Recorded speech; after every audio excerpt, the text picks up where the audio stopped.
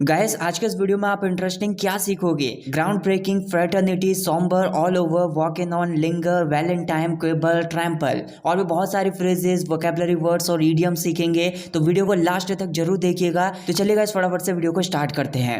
हमारा पहला सेंटेंस है Rahul Gandhi aspires to be India's next prime minister. यहाँ पर एक वर्ड है एस्पायर।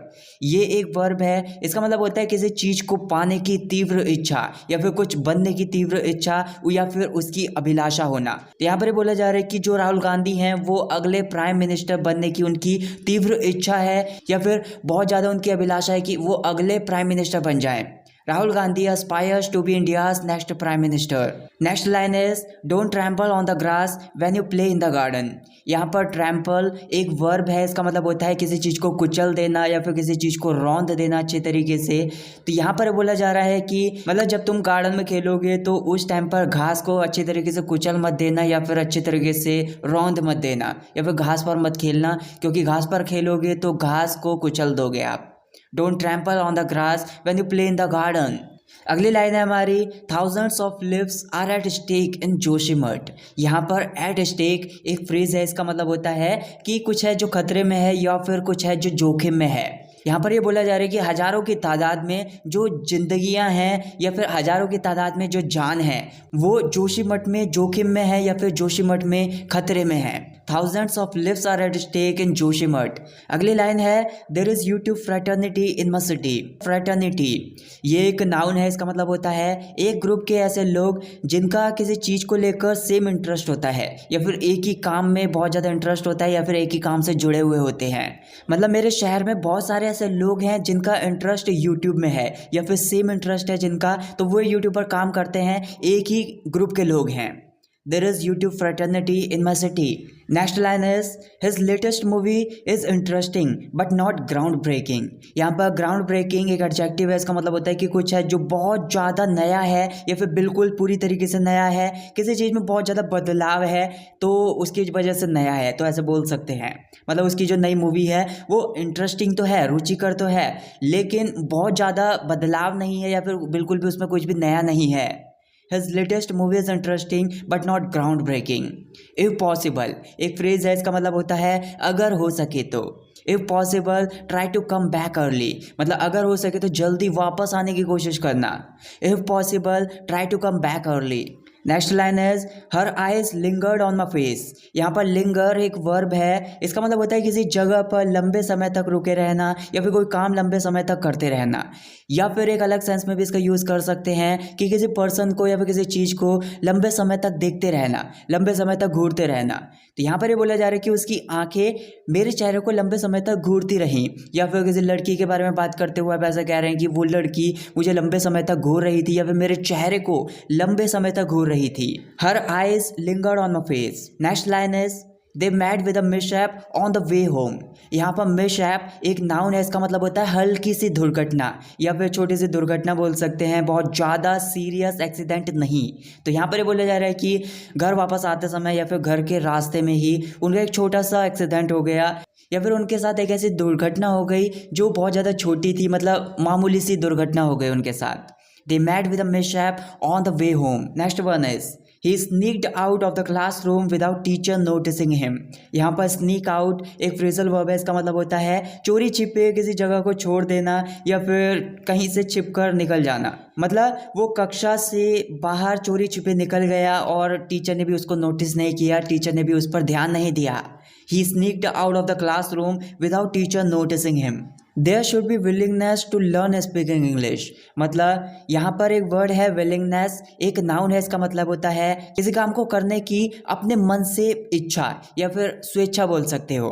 मतलब अंग्रेजी बोलना सीखने के लिए अपने मन में इच्छा होनी चाहिए या फिर आपका मन खुद कहना चाहिए कि मेरे को अंग्रेजी सीखना है या फिर मेरे को अंग्रेजी बोलना सीखना है। There should be willingness to learn speaking English.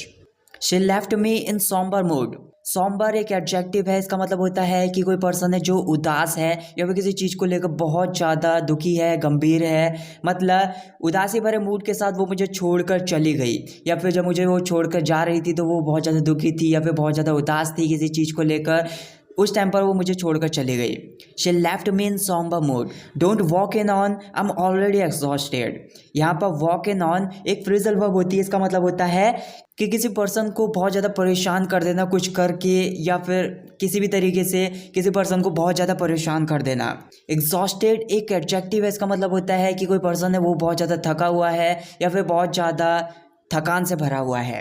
मतलब मुझे परेशान मत करो, मैं पहले से बहुत ज़्यादा थका हुआ हूँ या फिर मेरी बॉडी बहुत ज़्यादा टूटी हुई है, तो मुझे परेशान मत करो।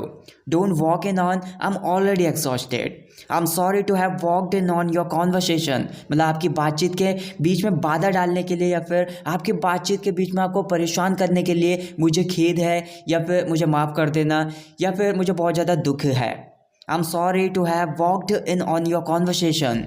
देर is no point of quibbling over the price of this jacket. यहाँ पर क्विबल एक वर्ब है। इसका मतलब होता है कि किसी छोटी सी बात पर बहस करना, या फिर कोई छोटी सी बात है, मतलब बेकार सी बात है, उस पर बहस करना, उस पर इस जैकेट के दाम को लेकर ये एक छोटी सी बात है, तो इस बात पर बहस करने की कोई भी बात नहीं है।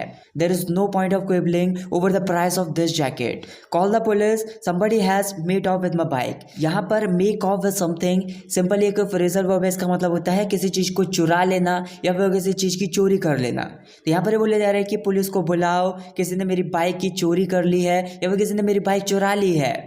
Call the police, somebody has made off with my bike. He sang song in raspy tone. यहाँ पर raspy एक एडजेक्टिव है। इसको आप इस सेंस में यूज़ कर सकते हैं किसी पर्सन की बहुत ज़्यादा खुरदुरी आवाज़ या फिर बेसुरी आवाज़ बोल सकते हो। तो मतलब बेसुरी आवाज़ में उसने गाना गाया, या फिर बहुत ज़्यादा खुरदुरी आवाज़ में या फिर बहुत ज़्यादा रूखेपन से उसने गाना गाया। He sang song in raspy tone. Your new mobile must have cost you a pretty penny. यहाँ पर कॉस्ट समबडी अ प्रीटी पैनी एक इडियम है। इसका मतलब होता है कि कुछ बहुत ज़्यादा महंगा होना या फिर किसी चीज़ के लिए बहुत ज़्यादा रुपये पे करना, उस सेंस में बोल सकते हैं। तो यहाँ पर ये बोला जा रहा है कि आप किसी से ऐसा कह रहे हो कि तुम्हारा जो नया मोबाइल है ज़रूर बहुत ज़्यादा महंगा होगा, या फिर आपने ज़रूर इसके लिए बहुत ज़्यादा रुपये पे किए होंगे। Your new mobile must have cost you a pretty penny. Do you learn English with the help of Let Me Flow channel. यहाँ पर विद द हेल्प ऑफ एक फ्रेज होती है। इसका मतलब होता है किसी चीज़ के सहारे या फिर किसी चीज़ की मदद से।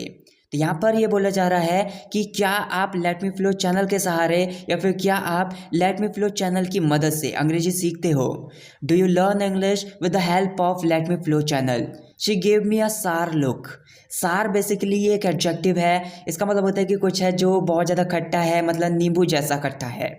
या फिर किसी पर्सन के लिए बोल सकते हैं अगर कोई पर्सन चिड़चिड़े मूड में है तो मतलब वो एक सार मूड में है।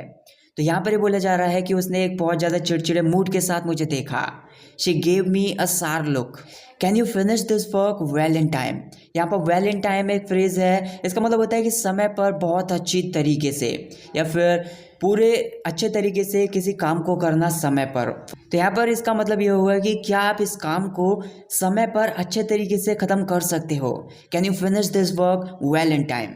Who pasted the posters all over the wall। यहाँ पर ऑल ओवर एक फ्रेज होती है। इसका मतलब होता है सभी जगह या फिर हर जगह बोल सकते हो। तो यहाँ पर ये पूछा जा रहा है कि दीवार पर सभी जगह पोस्टर्स किसने चिपकाए या फिर पूरी दीवार पर पोस्टर्स किसने चिपकाए। Who pasted the posters all over the wall। So that's it guys for this video guys. अगर आपने ये वीडियो यहाँ तक देख लिया है तो मैं चाहता हूँ कि आप कमेंट्स में 3 2 1 टाइप करके मुझे कमेंट करके बताइए। आपके जो भी डाउट्स हैं उनको मुझे कमेंट करके बताइए। मैं उन पर वीडियोस बनाकर उनको क्लियर करने की अपनी पूरी कोशिश करूँगा। अगर आपको वीडियो पसंद आई हो तो वीडियो को ज़्यादा से ज़्यादा लाइक कीजिए, ज़्यादा से ज़्यादा शेयर कीजिए, चैनल को सब्सक्राइब करना ना भूलें। Thank you so much for watching this video. I will catch you in the next video. Take care.